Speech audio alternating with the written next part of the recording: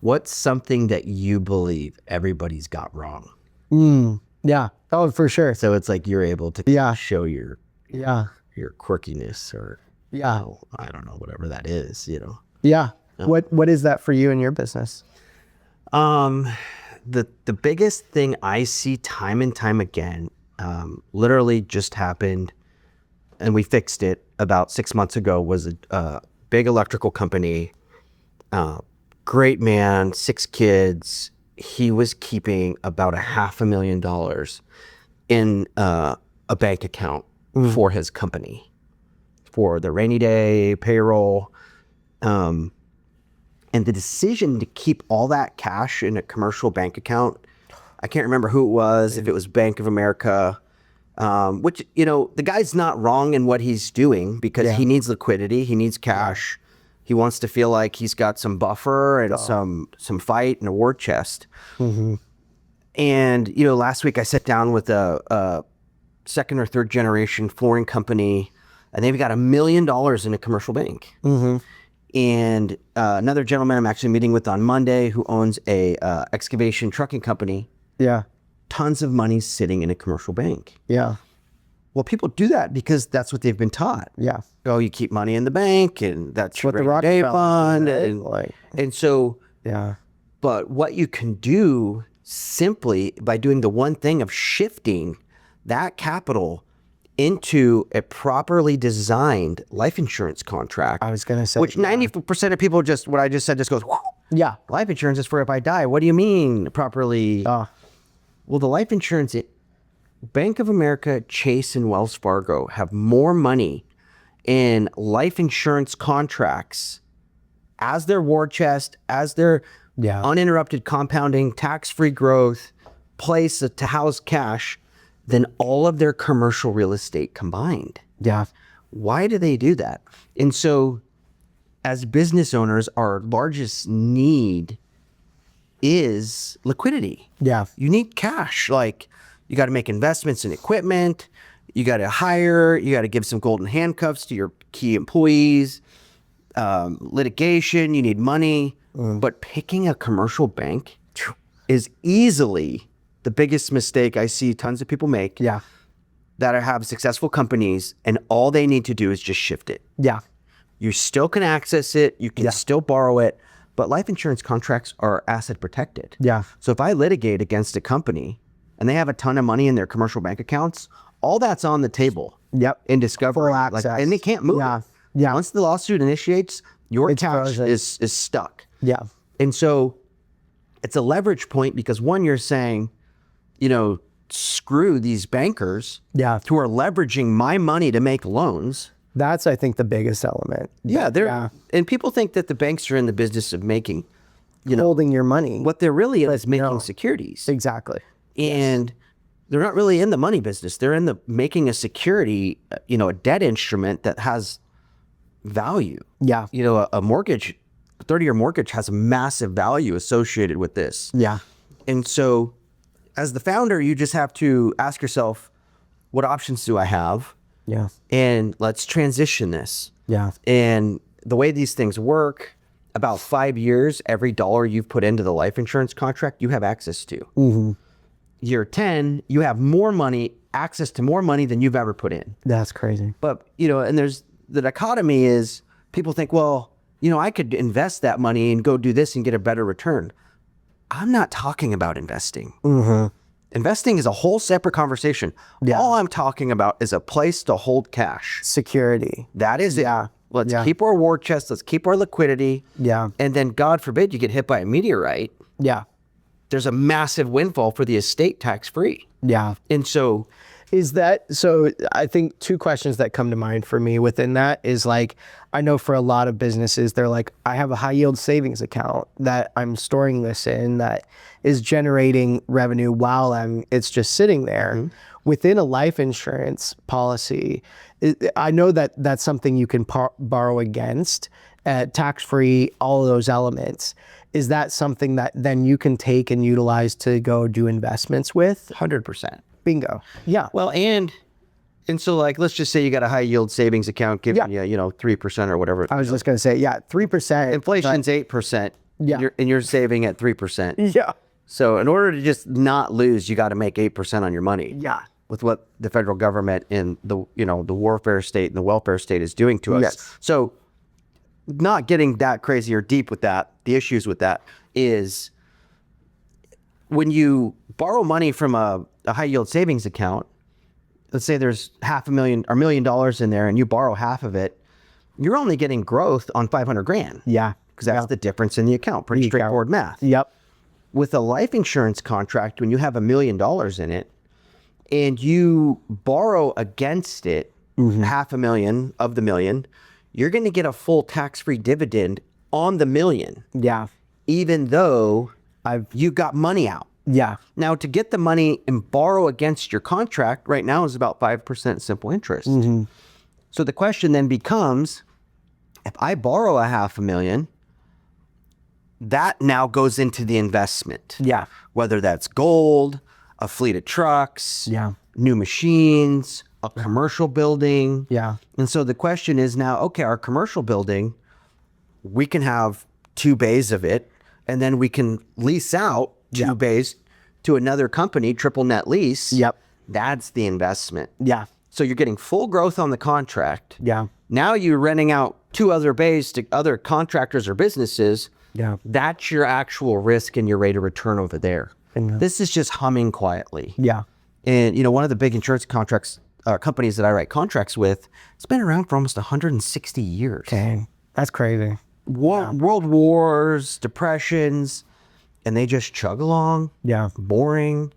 And when you think about partnering long term Yeah. with somebody to house your cash Yeah. and your kids' cash and your grandkids' cash, from a multi-generational, thinking, Yeah. you want a good, stable, company. Yeah. And so that would be the one thing I see that's wrong, is just picking where to choose to hold cash. Yeah.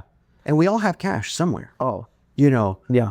that makes the big difference of where. And so Grandma's life mattress. insurance That's where my cash is. is where? Grandma's mattress. Yeah, No, I'm just 100%. You should have cash on hand. Oh, yes. That's one of the things we evaluate is like, hey, do you got 5-10 grand at home? Yeah. Hidden in a whatever rice jar. I don't know. Yep. Do midnight gardening. Exactly. Yeah. Bury it in the backyard. But I would say the second thing that I try to get founders to understand is, imagine this proposition. Hey, save your money in cash. Okay. And then I'm going to say, but this entity over here is cranking out $1 trillion a year Yeah. in cash as well, Yeah. making this cash in the next 10 years lose a ton of its value. So they're telling us save in cash and we're going to erode it.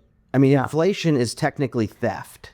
Truly. Anytime you hear the word inflation, just think theft. The government is saying, hey, savers, go save in these dollars, Yeah. but we're going to be printing so many dollars that these things aren't going to get you as much next year. And so it's like, what the heck? And so the new way of thinking that I try to get founders to understand is long-term savings should be done in gold and silver, Yeah. real estate, Yeah. things that are going up over time, Yeah. that you physically are in alignment with. And the other thing is, So just my second question that was coming through that was, is there any restrictions on what you can invest in? So if it was like gold, silver, is Bitcoin, like no restriction, because it's like, I think again, it's like and then something else that came up within it too, but like as a business owner, it's like, I want to continue to see these assets grow. So real estate, stocks, bonds, gold, even, minerals like, gas and all those sorts of elements. So as you're setting it up as a business owner, is this as a business entity or is this as an individual that then has the life insurance policy that the business is investing in? Yeah, so there's kind of 2 ways to frame it. It's a lot like a Roth, as in you're contributing to it with money that you already paid tax on. Yeah. Now, there are some estate planning tools with trusts that are kind of That's more what I was getting higher at. end, Yeah. that require more sophisticated estate planning that allows cash to flow into life insurance contracts in a very tax advantaged way. Yeah. Kind of more elite. You know, you're paying 150 grand a year in taxes. You need to start putting things together that are kind of upper echelon. Excuse me. But as far as borrowing money from a life insurance company, they don't care. Yeah. One of my clients in Virginia just called me and said, hey, I need $250,000. Yeah. And I said, great. Filled out a one-page form, sent it in, and they put $250,000 directly into his bank account. Yeah. They didn't ask, what is it for? What's his credit? What's the collateral? And the reason they don't care is because that life insurance contract, you know, his cash value, let's just say, I think he's right at around like $1 million-ish. Yeah. He's borrowing 250 grand for that. Yeah. Well, his life is worth about $3.5 million if Yeah. it gets hit by a meteorite. Yeah. Life insurance company has to pay out his estate about $3.5 million. 5. Yeah. So all they're going to do is look at the balance sheet of his life insurance contract and loans out working. And he's putting that money to work at around a 30% cash on cash I was return. going to say, yeah. He found a guy that flips equipment, Yep. really good at it. The guy doesn't have cash Yeah. because he's used to playing with everybody else's money, Yep. which has its advantages. So he's funding the guy, and the guy and him have an arrangement where he'll make about a 30% cash on cash return, Bingo. letting this guy buy and sell equipment. Yeah. Yep. So let's just say that 250 gets lent to the guy to start buying equipment and flipping equipment or whatever he does. And it doesn't matter what that thing is. I mean, he could have took the 250 and went and bought some land. Yeah. And he's just said, hey, you know what? I want this land for 50 years. Exactly. Close to town. It's going to appreciate. Mm-hmm. If he gets hit by the meteorite, the day he takes the loan and buys the land, all the life insurance company's going to do is say, okay, we were going to give you $3.5 million if you got, hit by a meteorite. Yeah. All we're going to do is subtract the outstanding loan from the death benefit. That's incredible. So now he gets 3.25 to the estate. Yeah. And he still has the land. Yeah. Yep. So, it's a collateral. Your death benefit is the collateral for the policy loan. Yeah. Now, they don't call you and say, hey, when are you going to repay it? Yeah. Are you going to make a payment every month? They have no questions. Yeah. You as a financial professional, and obviously with me working with you to understand this cash flow money banking system, is like, hey, can we set up at a minimum, a 5% loan repayment? Yeah. So, I mean, think about it. To borrow $1 million is about $50,000. That's crazy. Yeah. You know what I mean? Oh, yeah. And so yeah. let's just say his company needed 250 grand worth of equipment. Yeah. He could go buy that cash with the money. Yeah. Well, first thing he would do is he would actually structure a loan Yeah. to the company. Yeah. Yep. And he would call the financing departments and say, how much is financing right now? Yep. And the financing companies would be like, well, we're at 8%. He would then charge the LLC 8% interest. Yeah. And then now the business is paying off that loan and he's capturing all the above what he owes. Plus interest. Yeah. Correct. The total principal plus interest. And that's the idea of like, if the market's charging 10%, why wouldn't I take our money and charge 10%? Bingo. Yeah. Now, the amazing thing is if the company, and when you structure a loan, you can give the company favorable terms. Yeah. Yeah. You can do a demand note. Yeah. Where they pay as much as they can, when they can. And then the demand note would be on this end, the actual lender to the creditor. At any point, he can call that note due. Yeah. That's a favorable loan. Now, let's just say the company comes on hard times. And, whatever the case, they could slow down their payments towards that. Yeah. Yeah.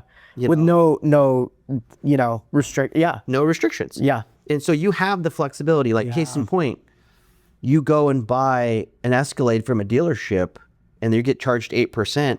Yeah. If you don't pay on that, they're yanking it. Yeah. You're going to do a repo. It's full repo. Yeah. Now, when it's your system and you're saying, hey, I'm going to buy this Escalade using our system, all of a sudden it's like, hey, it's December and I'm waiting for contracts to come in. We're super lean, whatever the case, life. Yeah. You can say, you know what, we're not going to make a payment back to the system this month. Yeah. And when all these contracts clear, we'll make a double payment next month or in next quarter. Yeah. Or if it's like, hey, I've got a 12-month development project that I need, time and runway, all I'm going to do is service the interest. Yeah. 50 grand on the million. Finish your project, get stuff listed, sell it. Now all of a sudden you can repay that loan. Dang. And so maximum flexibility. But I would say that the first principles Yeah. that one, it took me a while to understand is I am the best investment Yeah. for my family. Yeah. And you have to stop and think about that. Like, Yeah. it's not your business. Your business is you. Mm-hmm. Your business is you. You make that thing work. Yeah. Your intellectual property, the way you design it, the way you quote, the way you have built systems, that is you. Yeah. It's not gold. It's not the stock market. You are the best investment for your family. Mm-hmm. And so the question then should be, well, if I can make $1 million a year for the next 30 years, I'm worth $30 million to my family. Yeah. And that's how the life insurance company sees it. Yeah. What is your value? Yeah. Long term, Yep. because of based on your assets and your net worth and your revenue, they'll say, great, yeah, actually you are worth 30 million. Yeah. And so why wouldn't we go and ensure that our family can get 30 million? Have that as their, And so like, if you don't do that, then you're saying, I'm 100% confident I can get $30 million to show up over the next 30 years, minus risk, illness, markets. You don't even have to die. You can just get dismembered and there's so many things that can stroke or something. wipe you out, but you're still alive. Yep. And so why not capture that? But you have to come to the realization that I am the best thing for my family. Yeah. 100%. And when I was chatting with you a little bit about how our family canceled Blue Cross Blue Shield. Yeah. In realizing as a Christian, as a follower of Jesus, when you pay premium, health insurance premium to a company that is subsidizing things that are not biblical, I am directly contributing with my money that the Lord has blessed me with, so people can go and do horrible things. Yeah. Whatever that is. And I probably keep it off here so we don't get, banned or whatever. But so I remember telling my wife, hey, we're done with that. Yeah. And so we started using a company called Samaritan Ministries. Yeah. And it's $375 a month. Yeah. We give our kids whole food. Our kids are quote unquote pure bloods. Yeah. If you know what that means. Since birth. No vacuum. I mean, nothing. Yeah. Breast milk, bro. Yeah. And deer. Yeah. And elk, Exactly. Yeah. and Goat milk. beef liver. So, I snapped my bicep tendon last year. Yeah. And I went to the doctor's office. They looked at it. They gave me a brace. Yeah. They didn't cast it though. No. What is? Or you they did. Yeah. They gave me like a that's little right. thing that went around my arm, and they just ace wrapped it, and it just kept my arm from moving. Yeah, that's right. Had my surgery. Yep. And then they kept kind of another thing like that on. Yeah. And once it all healed, I got like a black, bionic arm. Yeah. But I think it was around 12,500. And and when you're in Samaritan Ministries, you tell every provider you're a cash paying customer. Yeah. Yeah. Dude, I have been shocked by how many times when you say I'm a cash paying customer, the discounts they provide, the things like that it's third. It's literally like, They're like, oh, this is easy. But done. Yeah. So I got a bill from the surgeon to do the surgery. Yep. There was a little titanium piece in my arm. Yep. There was the anesthesiologist who had to put me out. Yep. And then the surgery center wanted a bill. Yeah. I think it all came out to like 12,500. Mm-hmm. I had to pay that cash up front. Mm-hmm. And then we submitted our bills Yeah.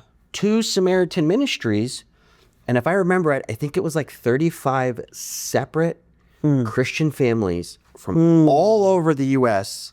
sent us like $375 checks. Wow. And it was like, hey, we're praying for your quick recovery. Sorry to hear about your arm. Yeah. Our family is directly praying for you. Yeah. Dude. Like 35 separate notes of believers. We had an old lady, when my wife gave birth, we did a home birth, and they reimbursed us about $5,500 for our home birth. Wow. And this, you could see the cursive on this note, like somewhere, Timbuk, Milwaukee, Michigan. Yeah. you know, I pray blessings over your family. Here's my contribution.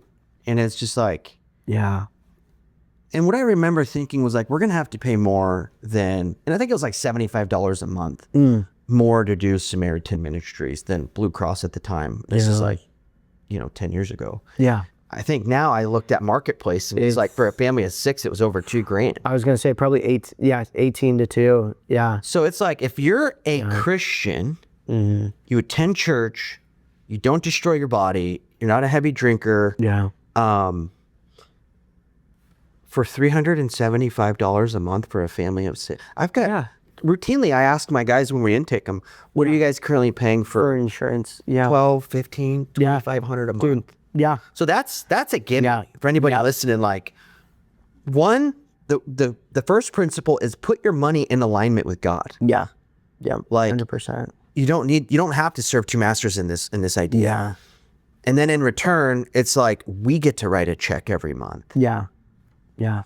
Hey, the dude fell off a ladder and broke his leg. Mm-hmm. God knows what he was doing, hanging lights or, and we wrote him a letter, Jared Installing a light. So, but I would say the core principle is your money in alignment with your faith in what God wants for your life? And that's a big question. Yeah. There's a lot of believers in business who love the Lord, but yet they're invested in things where people who are managing their money hate America. Yeah.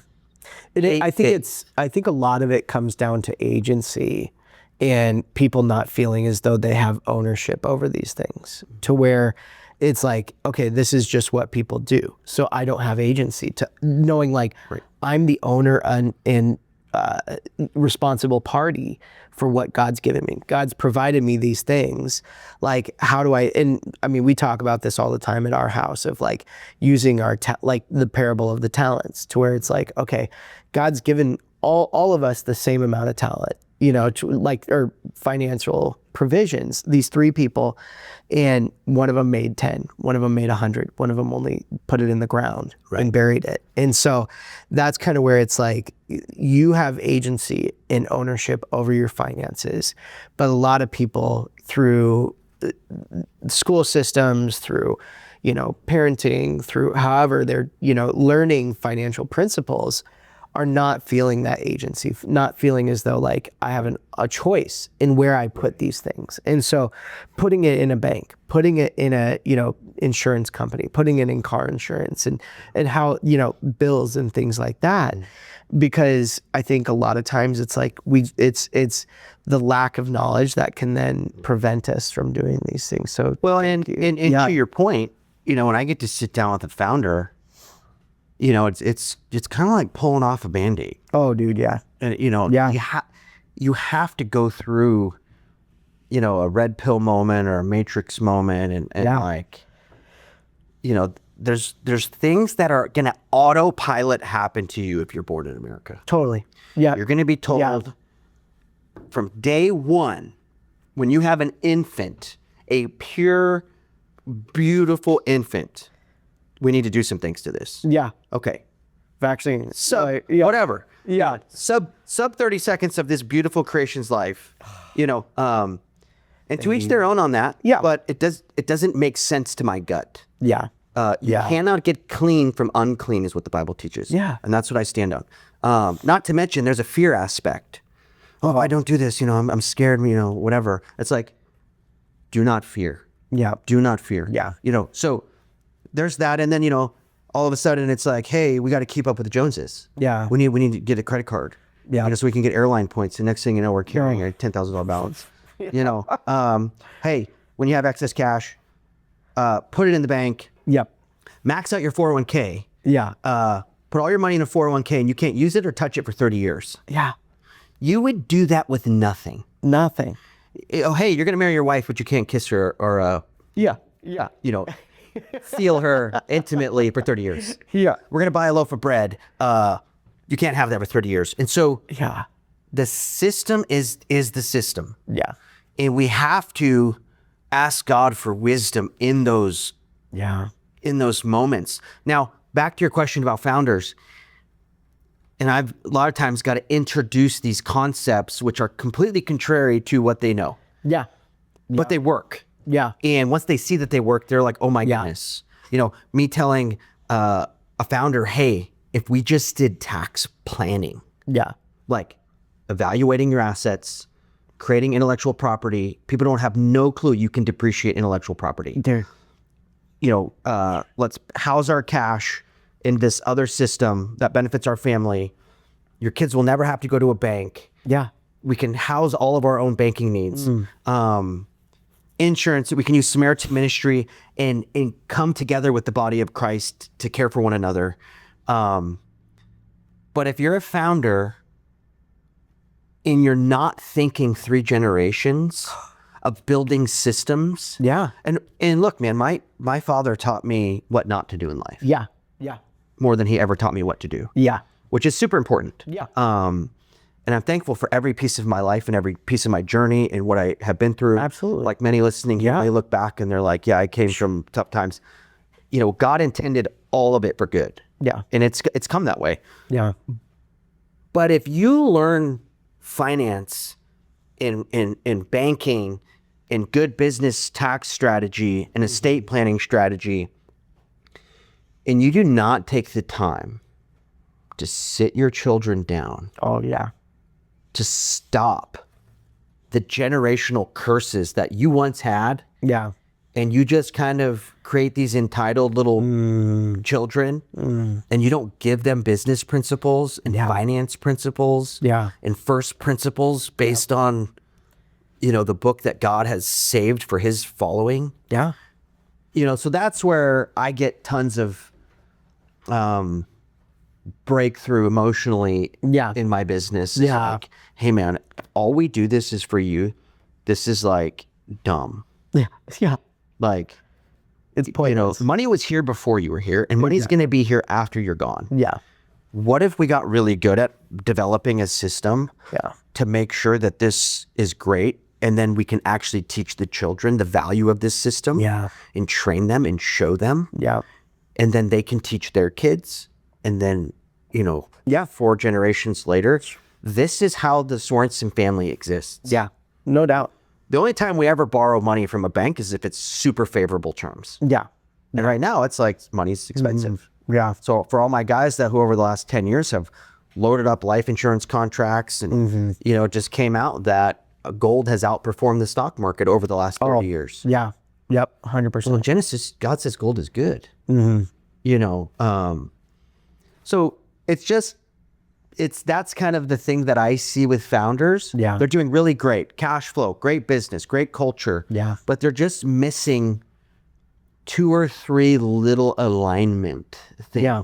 And like to your question almost, or statement, they feel like they have to kind of 1 foot in, 1 foot out. Like I have to play in the system because it's a system and I'll do this and tithe or, give here.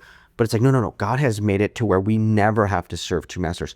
And if you think about Shadrach, Meshach, and Abednego, when they're getting put into the fiery furnace, Oh yeah. he said, look, we're not even going to talk to you about this matter. Our Lord will save us. But then they say, but if he doesn't, Yeah. we're still good.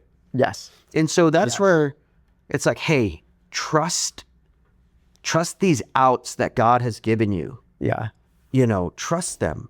Yeah. And if everything goes to hell in a handbasket and World War III starts and, You know, it's like, you're still good. God's still good. Yes. Yeah. You have salvation, Yeah. you know, so like, but what's also nice about developing and strategies around these three core principles of cash flow management, tax minimization, and then long-term estate planning, you kind of you put yourself out into a 30,000 foot view of the entire situation. Exactly. I am doing this for my posterity. Yeah. My children. Yep. Yes, we're going to do just fine. We are going to be blessed like we should as believers. Yeah. But then it's like the grandkids got to learn it. And then, you know, and so that's the toughest part, I would say, in my business, is just trying to tactfully say, hey, there's a different way to exist that's very peaceful. Yeah. And you don't have to worship Pharaoh. Yeah. You know? Yeah. You don't have to worship Bow down to Nebuchadnezzar. God is good. He's always given his people an out, and there's a very peaceful way to exist. Now, you feel like a complete contrarian. Yeah. And you feel like an outsider. But I mean, that's how they felt in that same way. God says we're a peculiar people. Yeah. Yeah. I mean, when was the last time somebody called you peculiar? Yeah, exactly. I mean, if you're not peculiar, what are you? Yeah. Yeah. You're blended into Pharaoh's system. Yeah. You know, and you know, when I think trajectory as a nation, you know, there's never been an easier time to make money. Yeah. Ever. Yeah. But it's also one of the mentally toughest times too, because of the confusion in the system. Yeah. And it's, you know, you got to kind of pull back that curtain on the Wizard of Oz and be like, what am I in? Dude. How is this benefiting my family? Yeah. You know, so it is wild. I mean, like, even my grandpa just passed away and he was 96. And to your point of like building upon the legacy of your previous people, like your, you know, previous generations, it's like for my family in the ministry that we've done, like it's been generational for us. Like my grandpa camping ministry for 30, 40 years, like, and then from that went on to lead multiple other ministries, and like hundreds, if not thousands of people saved and their family saved because of him and what he's done. Financially, there was a hole there, like, you know, in health-wise, a hole there. For my dad, he ministry, you know, pastor now for 40 plus years, you know, leads incredible ministries. And he saw that missing piece of grandpa was a farmer. Like he did these things and sacrificed and, you know, gave up so much. And so my dad he got his doctorate in entrepreneurship and started to invest and started to do these things. And that's kind of what gave me that spark, and where I've been in ministry, you know, since I was like 13 years old, basically, doing, you know, middle school ministry, worship, arts, and production, and serving, and, you know, small groups and youth group ministries and everything. And now, you know, having my own business now, since I was 16, I started my first business. And basically that's been my entrepreneurship journey. I'm now 37, and it's been, 21 years of entrepreneurship and growth, and just the legacy and the building upon the shoulders of the previous generation. And I think that's where it's like, now that I have my son and the legacy that we're starting, that's where, to me, it's like health is that, I think, that missing link between grandpa, my dad, and me, is like health is that thing to where it's like, and granted, like 96, dude, he was living incredible. Like, and I see my dad in that same way. Like, it's where it's like, I mean, we're Danish, so it's like, we're very like, you know. I don't even know. There's the Danish way, like high gay, like all these elements of our, you know, joyful life and all these elements that I think lead to that sort of health. But I think there's so much that it's like, I want to help Elias and him and future children to where it's like, all right, the ministry, like God first principles, and then family, finance, and then health and all of that as well. And so, yeah, man. Well, and that's why it's, you know, if you look at a Swiss Army knife, that's what you need to be. Yeah. You have to be. I mean, we're going into we're in the first quarter of 2026, and like you things are changing so rapidly. Yeah. You know, farming equipment, you know, used to take a long time to develop. Yeah. You know, And then this thing would come out, and then this thing would come out. But you'd have these huge gaps of the way things were done. Now it's like, I feel like we're in 2 to 3 year cycles. Oh, for sure. And what you're learning in 2 to 3 years is kind of like, Yeah. gone. And so, but there are core principles that have always withstood the test of time. Yeah. Take care of your mind. And what I'm seeing in 2026 is focus is the most valuable asset anybody can have. Yes. Right now. And they don't want people to focus. Yeah. I mean, if you just notice the Iran war took off. Yeah. It's like new bombs are being dropped, mass distraction. Oh. And 2-3 weeks before that war started, everything was focused on some dude who had an island. Yeah. Destroying little kids. And it's like smoke and mirrors, and people are just so collective in their thinking, and they don't have, cognitive autonomy. Yeah. They can't sit down. And when I see headlines and hear people talking, I'm always just thinking like, what are they is that real though? From? Yeah. Like, maybe. Yeah. This thing happened, and it's like, maybe. Yeah. I mean, Walter Cronkite, one of the most known reporters, was on the payroll of the CIA. Wow. That's wild. Told to go sit on the airwaves and formulate a narrative. Yeah. Yeah. And so everything we consume from the time we're in a classroom and the teacher's told, teach the text. Yeah. Everything is pressing upon you. Yeah. And you have to in the other day I was walking and I had this vision of God.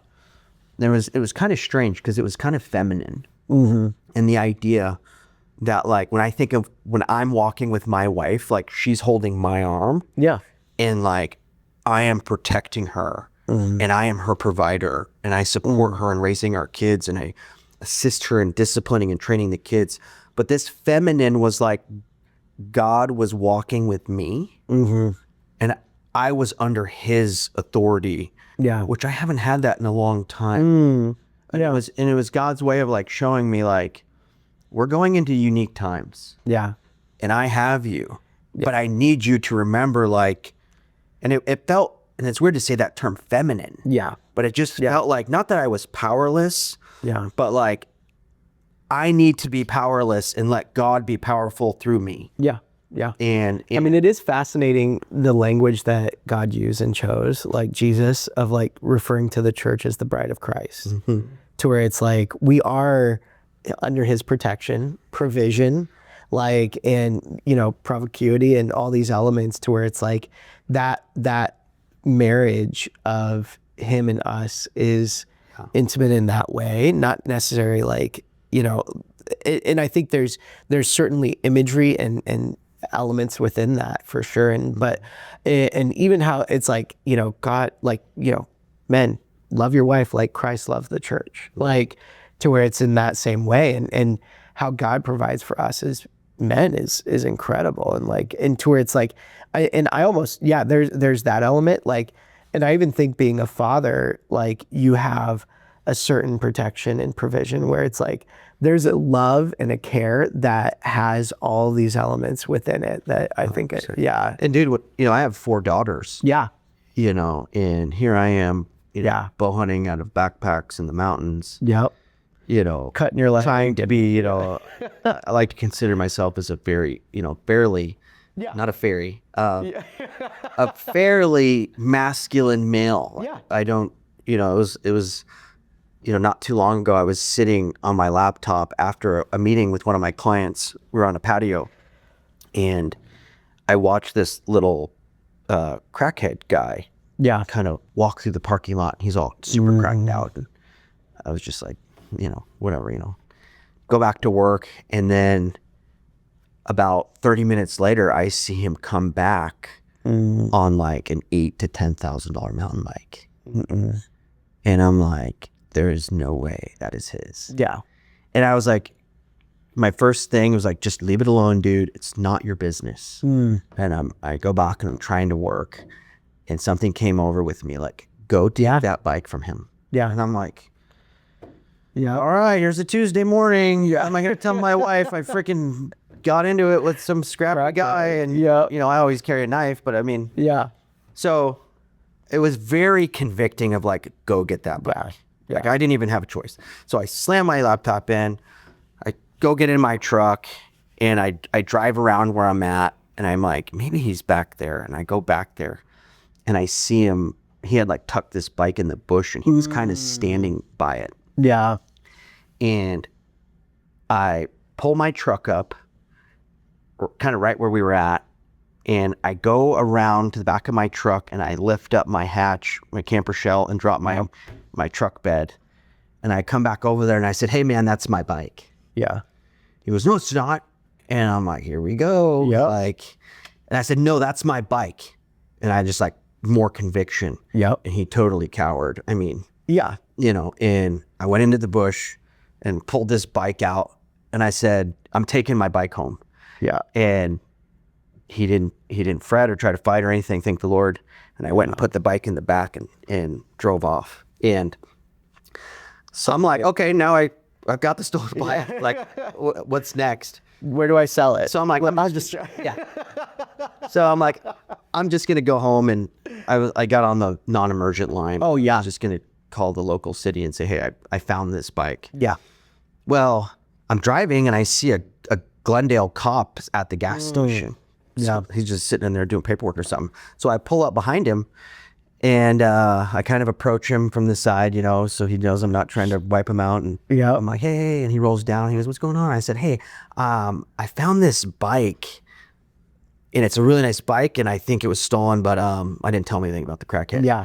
And I was like, I just found it over here, so I want to give it to you in case somebody calls in a police report, like, you have this bike. Yeah. He goes, oh, okay. So he took it. He goes, let me get your name and number. And I was like, all right. So I gave him, and that was it. Yeah. Well, that evening, I get a call. Yeah. And it was a guy who called and said, reported his $10,000 bike gone. Yeah. And he goes, hey man, where'd you find it? I said, I didn't tell the cop this because I didn't, whatever. I said, this guy freaking stole it, and I went and I took it from him. Yeah. He goes, are you kidding me? And so, you know, I'm not macho by any stretch of the imagination, but like, imagine just 100,000 men. Yeah. In the United States. Yeah.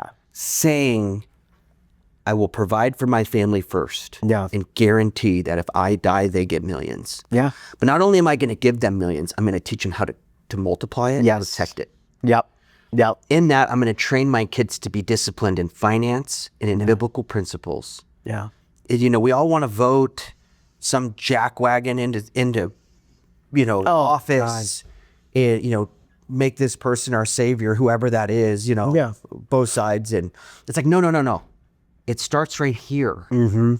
Yeah. It starts with the decision you make to go to war. Yeah. With yourself and what you know is right. Yep. And realizing God will partner with you in your endeavor, in your business, in your marriage, you know, and it's not always easy, you know, but who wants easy? Yeah. You know, easy is cocaine. Yeah.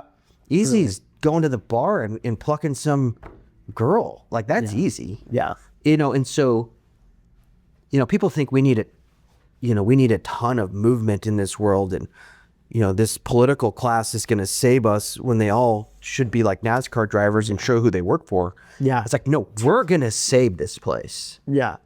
And I'm going to build my life to where at least I know my family's good. Yeah. And the stuff that runs over my cup to bless you and your family and our friends, and like, that is how this will change. Yeah.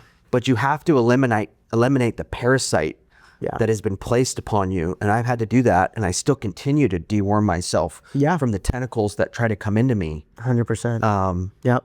Little philosophical there, but like, No. I mean, I think like there was something I was watching just the other day that's like 50 years ago, your biggest worry was like, I mean, not even close to what we have now. Like, we're inundated every single day about wars, about finances, about all these sorts of things. And on top of it, like, food systems are like, there's so many elements that like have been, like you said, tentacles just continue to grow into our lives. Versus, I mean, yeah, like I think about my grandparents, and it's like they didn't, I mean, like their TV station had 3 channels, ABC, CBS, NBC. And they were probably all CIA guys. Exactly. Yeah, exactly. Lying to 'em. And they didn't care, and they didn't watch it. Right. Like they didn't do that. Like they were out in the middle of a farm. Like, I mean, that's truly like where they were. And so it's like they did not, it was their nuclear family, like them doing this on the daily, like going to church on Sundays, like That's real. living it really is. It's there. They were investing in real things. Yes. Yes. And they were captaining their ship. Yeah. 100%. And a lot of people are living a fake existence. Yeah. I was telling my daughters this the other day when we were eating dinner. Yeah. And I don't know how we got on the subject, but I noticed one of my daughters was bringing her head down to a bowl. And I said, Sage, animals bring their head down to their food. Yeah. And she's like, I was like, when you feed Hoot, he has to bring his head. We are spiritual beings. Yeah. We bring the food to our mouth. Yeah. And one, she was just eating kind of. Yeah. It was after gymnastics. Trust me, I've eaten like. She's a just half the time. having the bowl. My bowl's gone, and I'm like, I kind of blacked out. My family's still eating. So, but it was just this idea of like a small pour in that day of teaching my daughter that we are spiritual. God put our head here first. Yeah. So this thing would control this thing. Yeah. And he's just like, guys, I want to partner with you. And what I'm noticing in my personal convictions and walk, and, I don't have the whole world figured out by any stretch of imagination, but when I see frustration, when I see something not happening in my life, I'm running to, okay, Lord, I need to know what's going on. Set me straight on this matter. Yeah. I need clarity. I need breakthrough. Clearly I'm confused, and you're not a God of confusion, so help me out. Yeah. Yeah. So I think that's where we have to start. Yeah. You almost have to kill yourself, like die to yourself, and start fresh and say, what does it look like to be rebirthed into a new creation? Yeah. To do things your way, because I've been trying to lift. I've been trying to wrestle this world. Carry it out my own. It's like, no. Go die to yourself. Yeah. And partner with the God of the universe. Yeah. And, his ways are not our ways. Yeah. His ways are way better. We can mess things up 5 ways from Sunday. And, so that's in the business realm, the quick levers that I see people fix within about a 90-day window is bring your money into alignment. Make sure your money's doing what you want it to do. Yeah. Create a cash flow management ins and outs system using simple software, and realize that you are the best investment. Yeah.